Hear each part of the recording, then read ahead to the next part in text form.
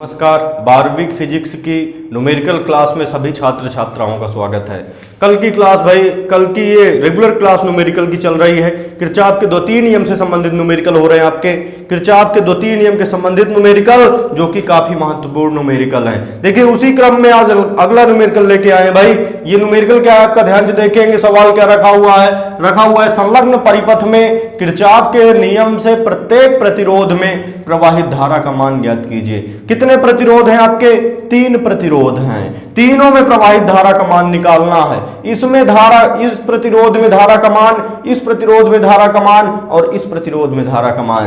कल की क्लास में हमने, कल के वीडियो में बताया था कि जो है किसी परिपथ में, किसी परिपथ में धारा का मान दिया होता है, किसी परिपथ में धारा का मान नहीं दिया होता है, धारा का वितरण नहीं दिया होता है। तो देखिए ये एक ऐसा परिपथ है, परीक्षा में भी आ जाता है। कभी धारा दिया होता है, समझ रहे हैं ना, कभी धारा की दिशा नहीं दी होती है, वो अपने से बनाना पड़ता है। तो देखिए ये एक ऐसा परिपथ है जिसमें धारा की वैल्यू दिया नहीं है, हमें निकालना पड़ेगा, हमें बनाना पड़ेगा, तब जाके किरचॉफ का द्वितीय नियम लग पाएगा। तो बड़ा आसान है भाई, धारा का मान जो एक बार समझ गए। बैटरी में सदैव समझना है कि माइनस से प्लस की ओर जो है धारा चलती है। तो ये पहली बैटरी लगी है, ये दूसरी बैटरी लगी है कि नहीं है। तो यहां से जो है, और ये एक परिपथ है, पूरा परिपथ है, इसमें 2 छोटे छोटे क्या है परिपथ रखे हुए हैं। ध्यान से देखिएगा, लूप क्या कहलाते हैं? एक बड़ा सा परिपथ होता है, उसमें जो छोटे छोटे परिपथ घुसे होते, लगे होते हैं, वो क्या कहलाते हैं भाई? लूप कहलाते हैं। बड़े परिपथ में यदि छोटे छोटे परिपथ रखे हैं तो वो परिपथ क्या कहलाते हैं? हमारे लूप कहलाते हैं। तो ये आपका क्या बन जाएगा? ये फर्स्ट लूप होगा, और ये क्या है आपका? सेकंड लूप होगा।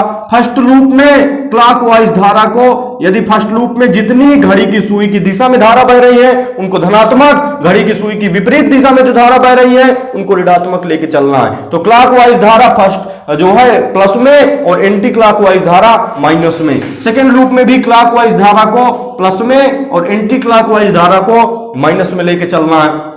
तो अब यहां से हमने बताया था कि 2 बैटरी हैं, ये पहली बैटरी हो गई, ये दूसरी बैटरी हो गई। बैटरी में सदैव ये माइनस हो गया और ये क्या हो गया? प्लस हो गया। तो जो है माइनस से प्लस की ओर, बैटरी में सदैव ऋण से धन की ओर धारा बहती है। तो ऋण से धन की ओर मान लीजिए पहली बैटरी से I1 धारा बही, तो ये कौन सी धारा होगी भाई?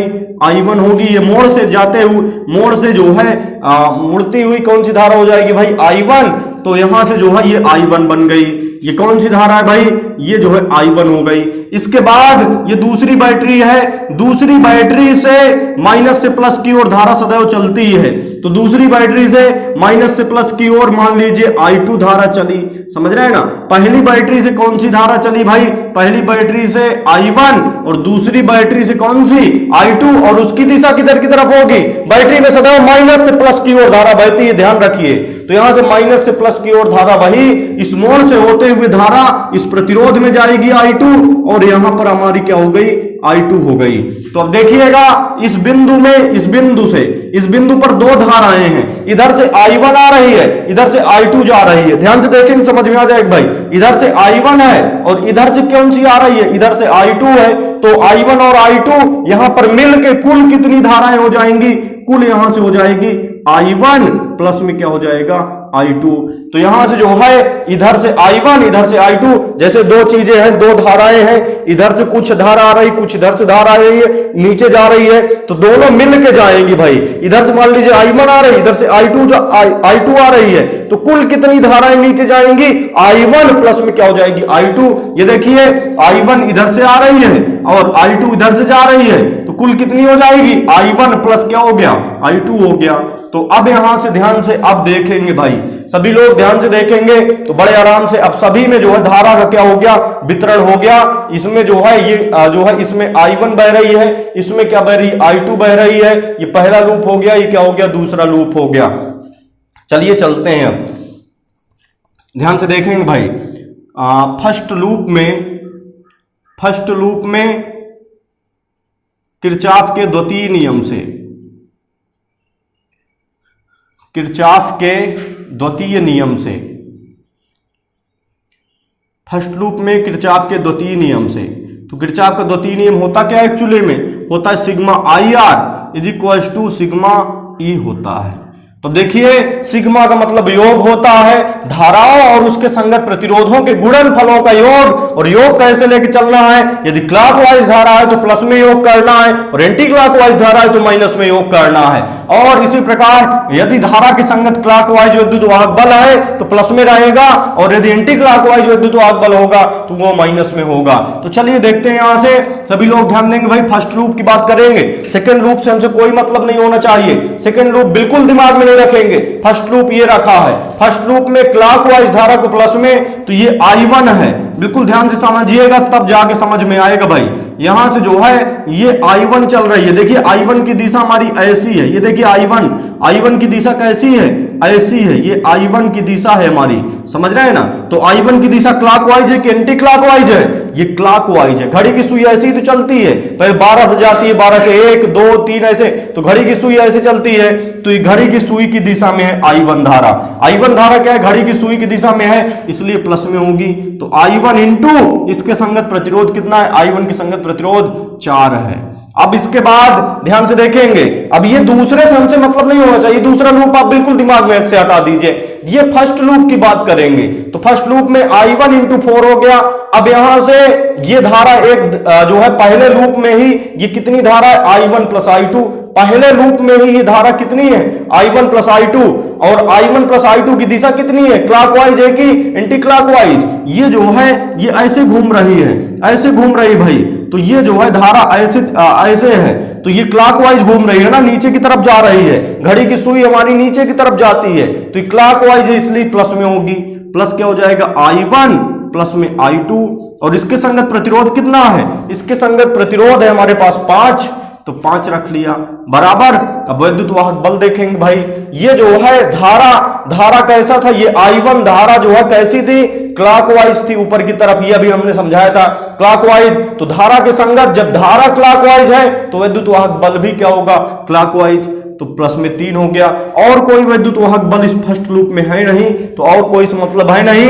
ये यदि एंटी क्लॉकवाइज, यदि धारा ऐसी होती, यदि धारा सपोज दैट एंटी क्लॉकवाइज नीचे की तरफ होती तो विद्युत वाहक बल भी नीचे की तरफ होता है, एंटी क्लॉकवाइज लेते। क्योंकि धारा जो है इसके धारा के संगत विद्युत वाहक बल, धारा जो है क्या है क्लॉकवाइज, तो विद्युत वाहक बल भी क्लॉकवाइज 3 लिया जाएगा। अब 5 के इसमें कोष्टक में गुणा करा दो तो 4I1 होगा, 4I1 प्लस 5I1 और इसके बाद plus 5I2 is equal to कितना हुआ, 3 हुआ। अब यहां से 5 4 कितना, 9I1 प्लस में 5I2 इज इक्वल टू कितना हुआ, 3 हुआ। ये फर्स्ट इक्वेशन बना आपका। अब इसके बाद चलिए देखते हैं, यहां से ध्यान से देखेंगे भाई, सभी लोग ध्यान से देखेंगे तो सवाल समझ में आ जाएगा आपका। अब ये फर्स्ट इक्वेशन हो गया। अब सेकंड लूप की बात करेंगे। सेकंड लूप में किरचॉफ के द्वितीय नियम से, किरचॉफ के द्वितीय नियम से, किरचॉफ के द्वितीय नियम से, तो सेकंड लूप में किरचॉफ का द्वितीय नियम लगा दो भाई। तो किरचॉफ का द्वितीय नियम लगाएंगे सेकंड लूप में। सेकंड लूप में किरचॉफ का द्वितीय नियम होता क्या है, sigma IR is equal to sigma E होता है। ये बहुत महत्वपूर्ण टॉपिक चल रहा है भाई, समझ रहे हैं, सिग्मा IR बराबर सिग्मा E। अब यहां से सेकंड लूप की केवल बात करेंगे, केवल और केवल सेकंड लूप की। तो यहां से जो है चलिए देखते हैं सभी लोग, ये फर्स्ट लूप आप दिमाग से हटा दीजिए, फर्स्ट लूप बिल्कुल दिमाग में नहीं रहना चाहिए, केवल और केवल दिमाग में क्या होना चाहिए, सेकंड लूप। सेकंड लूप में धारा I2 है, I2 की दिशा ऐसे है, देखिए I2 की दिशा कैसी है, I2 की दिशा ये I2 चल रही है, फिर ये जो है नीचे की तरफ चल रही, तो घड़ी की सुई हमारी ऐसे चलती है, समझ रहे हैं, घड़ी की सुई कैसे घूमती है, ऐसे घूमती है, घड़ी की सुई ऐसे घूमती है। जो 12 होता है, 12 के बाद 1 जाती है, फिर 2, इस प्रकार जो है घूमती है, ऐसे थोड़ी है कि 12 से जो है 11 पहुंचती है, 11 से। तो ये जो है क्या है, ये धारा I2 इधर की तरफ चल रही है, इधर की तरफ चल रही है, तो ये एंटी क्लॉकवाइज है, घड़ी की सुई की विपरीत दिशा में। तो जब एंटी क्लॉकवाइज है तो धारा माइनस में लिया जाएगा, माइनस I2 इंटू में इसके संगत प्रतिरोध क्या है, I2 की संगत प्रतिरोध 2 ओम है। तो I2 की संगत प्रतिरोध कितना हो गया भाई, 2 ओम, तो 2 हो गया। अब इसके बाद ध्यान से देखिए दूसरा लूप ही, दूसरा लूप हमारा इतना बन रहा है, ये दूसरा लूप है, समझ रहे हैं ना। तो दूसरे लूप में धारा I1 प्लस I2 दिख रही है, ये भी नीचे की तरफ जा रही है, ऐसे घूम रही है, समझ रहे हैं ना, ऐसे घूमते हुए नीचे की तरफ जा रही है।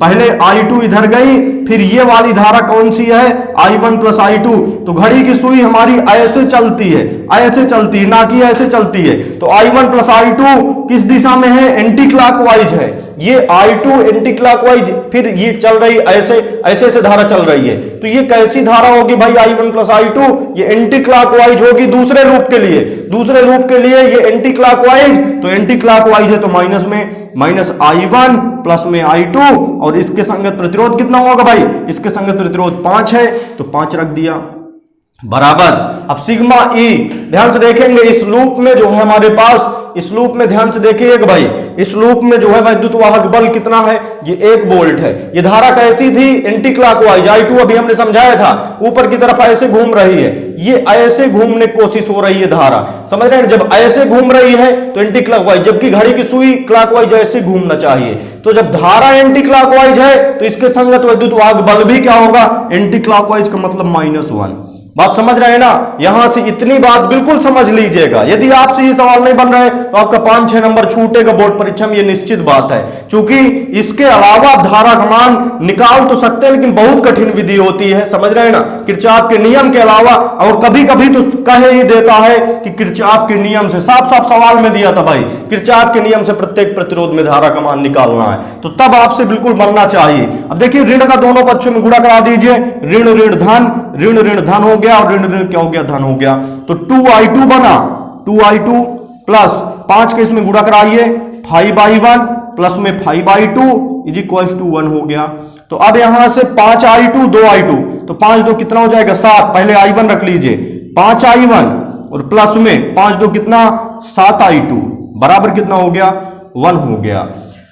ये हमारे पास सेकंड इक्वेशन हुआ भाई। दोनों समीकरणों को सॉल्व करेंगे, तो चलिए देखते हैं दोनों समीकरण सॉल्व कैसे होंगे। ध्यान से देखेंगे भाई, आपका फर्स्ट इक्वेशन है 9I1 प्लस 5I2 बराबर 3, दूसरा इक्वेशन है 5I1 प्लस 7I2 बराबर 1। तो I1 और I1 इक्वल कर ले, समझ रहे हैं ना, अर्थात 5 का गुणा 9 में और 9 का गुणा जो है इसमें, समझ रहे हैं ना। जब 5 का गुणा 9 में कराएंगे तो कितना हो जाएगा 45 हो जाएगा, 9 का गुणा 5 में कराएंगे तब भी कितना हो जाएगा 45। तो कहने का मतलब क्या है, 9 का गुणा दूसरे समीकरण में और 5 का गुणा समीकरण 1 में करके जोड़ने जो है घटाने पर। तो ध्यान से देखिएगा भाई, 5 का गुणा 1 में करेंगे, 5 का गुणा समीकरण 1 में, व 5 का गुणा किसमें समीकरण 1 में करा दिया, 9 का गुणा समीकरण 2 में करा दीजिए, व 9 का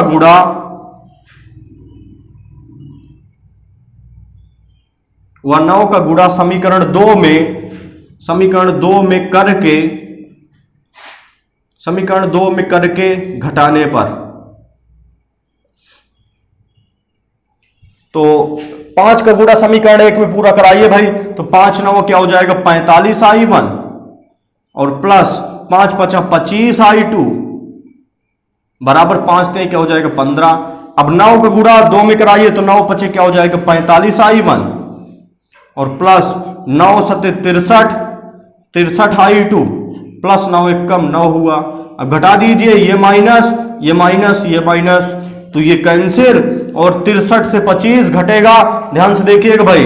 तो यहां से 13 से 5 गया 8, और इसके बाद जो है यहां से आपका 6 रहा, 5 बचा, 5 से 2 गया कितना, 5 से 2 गया 3, तो माइनस का 38 हुआ। देखिए 63 से 25 घटाइए, 13 से 5 गया 8, और इसके बाद 5 से 2 गया 3 हो जाएगा बराबर, माइनस 9 से 15 घटेगा, तो 9 6 15 होता है, 15 से 9 घटेगा भाई, तो यहां से 6 हुआ। तो अब इसके बाद यहां से जो है ये I2, 63I2 से 25I2 घटा, तो 38I2 माइनस का 38I2 बचा। अब यहां से ध्यान से देखिए भाई, 38 गुणे में है, तो 38I2 बराबर क्या हो जाएगा माइनस, माइनस 38 के इधर भाग हो जाएगा, तो माइनस माइनस क्या हो जाएगा, माइनस माइनस प्लस, इधर माइनस हो जाएगा, गुणा करा देंगे। अब -6 बटे में क्या हो जाएगा 38 हो गया।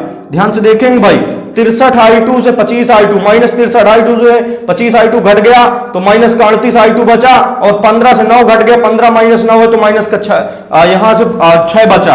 अब ये ऋण था, समझ रहे हैं ना, ऋण 38i2 ये धन था, ऋण ऋण क्या हो जाएगा, दोनों ऋण का दोनों पक्षों में गुणा, तो ऋण ऋण धन, और ये क्या हो गया, ऋण हो गया। अब इसके बाद 38 का इधर भाग करा दिया, अब 2 से कैंसिल करा दो, 2 तिहाई 6, 2 1 कम 2 1 3, 2 9 18, तो कितना आ गया, i2 की वैल्यू आ गई, i2 बराबर -3/19 आ गया। तो अब देखिए i2 की वैल्यू तो आ गई, i2 का मान समीकरण 1 में रख देंगे तो हमारे पास i1 की वैल्यू मिल जाएगी। तो i2 की वैल्यू समीकरण 1 में रखिए भाई, ध्यान से समझिएगा, i2 की वैल्यू समीकरण 1 में रखेंगे तो i2 का मान समीकरण चाहे 2 में रख दीजिए, कोई फर्क नहीं, चाहे 1 में रखिए चाहे 2 में। तो समीकरण 2 क्या है, 5i1 और प्लस 7i2 बराबर 1। इस तरह के इक्वेशन सॉल्व करते बनना चाहिए भाई सभी से, समझ, चूंकि हाई स्कूल में पढ़ के आए हुए हैं। तो अब जो है i2 की वैल्यू समीकरण 1 में रखिए, तो 5i1 और प्लस 7 इंटू i2 की वैल्यू कितनी है, i2 की वैल्यू है -3/19 बराबर 1 रखा है। तो 5i1 और 5i1 प्लस 7 3 के 21, धन ऋण का गुणा कितना हो जाएगा, यहां से ऋण हो गया, धन ऋण का गुणा ऋण, और 7 3 के 21 बटे में 19 बराबर क्या हो गया, 1 हो गया। अब यहां से जो है ध्यान से देखेंगे भाई,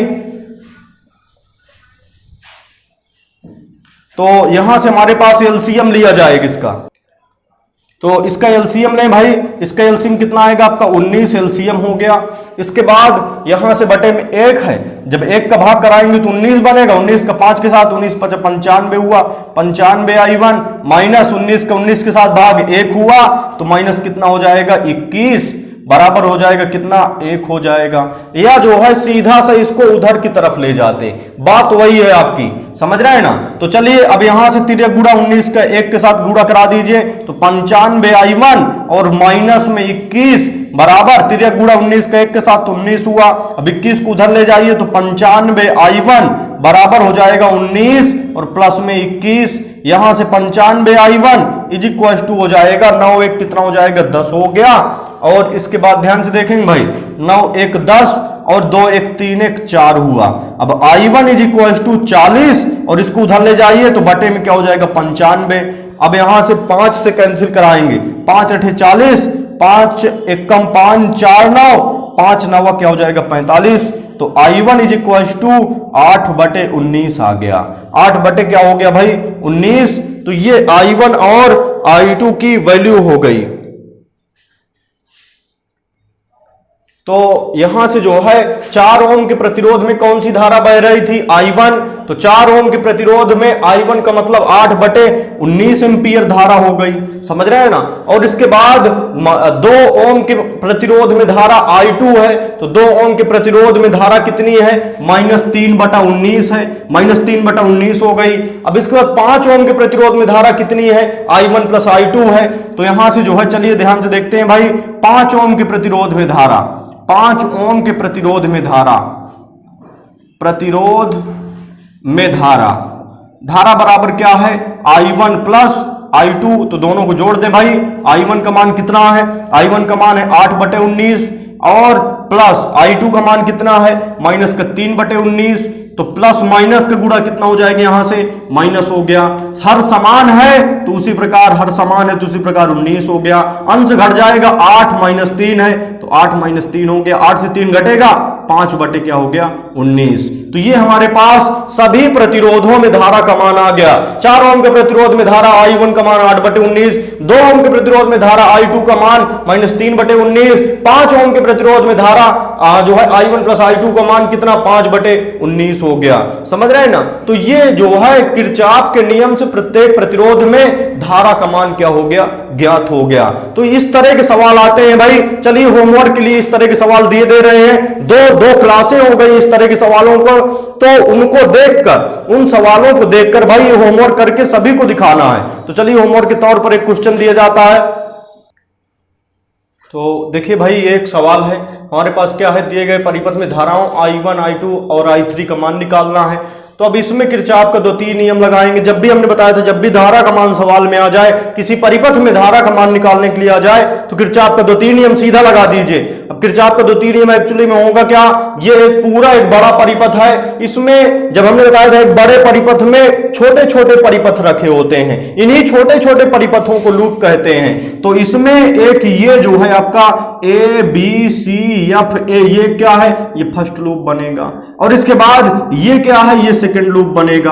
तो फर्स्ट लूप में क्लॉकवाइज धारा को क्या करेंगे, प्लस में, और सेकंड लूप में भी क्लॉकवाइज धारा को प्लस में लेंगे, एंटी क्लॉकवाइज धारा को माइनस में लेंगे, दोनों में, समझ रहे हैं ना। अब इसके बाद फर्स्ट लूप में किरचॉफ का 2-3 नियम लगाएंगे। सिग्मा क्या होता है भाई, sigma I R is equal to क्या होता है, सिग्मा ई होता है। अब यहां से इसका उपयोग करके देखिएगा भाई, यहां से जो है कंडीशन क्या है, थोड़ा सा ये धारा जो है देख लेंगे कि ये माइनस से प्लस की ओर I1 धारा चल रही है, समझ रहे हैं ना। ये I1 इस मोड़ से होते हुए I1 जाएगी, इस बिंदु से धारा 2 भागों में बट जाएगी। ध्यान से समझिएगा तब समझ में आएगा आपको।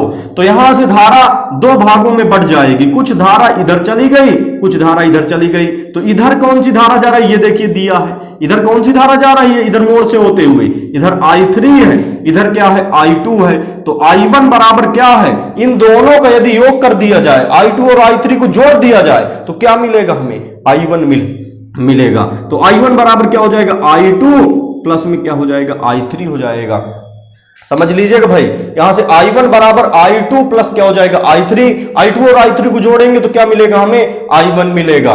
तो ये जो है, अब पहले लूप में किरचॉफ का 2-3 नियम लगाएंगे, दूसरे लूप में किरचॉफ का 2-3 नियम लगाएंगे, तब 2 इक्वेशन बनेंगी, और I1 जहां पर भी I1 होगा, I1 के स्थान पर क्या रखेंगे, I2 प्लस I3 रखेंगे। यदि इक्वेशन में I1 आ रहा है तो I1 के स्थान पर क्या रखेंगे, I2 प्लस I3 रखेंगे। चलिए भाई, सभी लोग लगाने की कोशिश जरूर कीजिएगा। कुछ लोग ऐसे होते हैं वो पहले ही हार मान जाते हैं कि हमसे तो बनेगा सवाल नहीं, इसलिए हम लगाए ही नहीं। ऐसा नहीं है, जब तक आप लगाएंगे नहीं, जब तक आपसे सवाल गलत नहीं होगा, तब तक आप सही की ओर नहीं चल पाएंगे। बात समझ लीजिएगा, जब तक जो है आप सवाल लगाएंगे नहीं, गलत नहीं होगा आपसे, तब तक आप सवाल परीक्षा में नहीं कर सकते हैं। केवल टीचर के माथे आप बने रहे तो वो बिल्कुल सही बात नहीं है। सभी लोग घर में सवाल लगाइए, गलत बन रहा है या सही बन रहा है उससे आपसे मतलब नहीं है, उसको लगाइए, फिर इस व्हाट्सएप नंबर पे, पर्सनल हमारा व्हाट्सएप नंबर है भाई, इस व्हाट्सएप नंबर पर सेंड कीजिए, फिर जो है हम फोटो खींच के भेजिए,